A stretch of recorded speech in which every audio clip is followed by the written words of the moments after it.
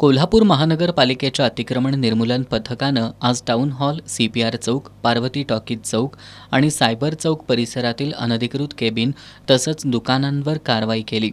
या कारवाईत 5 हातगाड्या, 15 लोखंडी स्टँडबोर्ड, 8 लोखंडी जाळ्या आणि 1 स्वागत कमान जप्त करण्यात आली. या कारवाईदरम्यान CPR चौकात भारतीय कम्युनिस्ट पक्षाचे जिल्हा सचिव रघुनाथ कांबळे आणि महापालिका कर्मचाऱ्यांमध्ये शाब्दिक वादावादी झाली.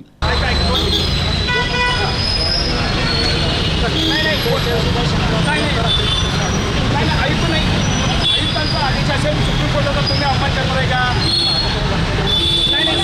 नाही जोपर्यंत होत नाही तोपर्यंत तुम्ही गाडीला आम्ही हात लावू देणार नाही. तुम्हाला किती काय करायचे करा.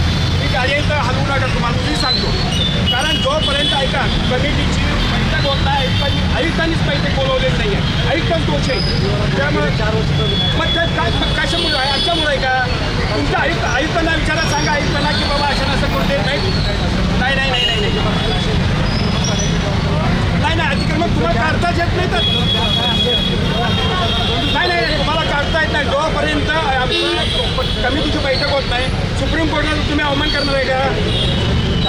नाही सुप्रीम कोर्ट निकाल देतो ना तुम्हाला. नाही निकाल द्या. तुम्हाला मान्य नाही म्हणून सांगा मीडिया येतं. या कारवाईवेळी लक्ष्मीपुरी आणि राजारामपुरी पोलिसांचा बंदोबस्त होता. उपशहर अभियंता सुरेश पाटील, अरुण गुजर, अतिक्रमण विभागाचे अधीक्षक विलास साळोखे, सहाय्यक अधीक्षक प्रफुल्ल कांबळे, कनिष्ठ लिपिक सज्जन नागलोत, रवींद्र कांबळे, शरद कांबळे, प्रशांत कुर्डेकर यांच्यासह अतिक्रमण निर्मूलन विभागातील कर्मचाऱ्यांनी ही कारवाई केली.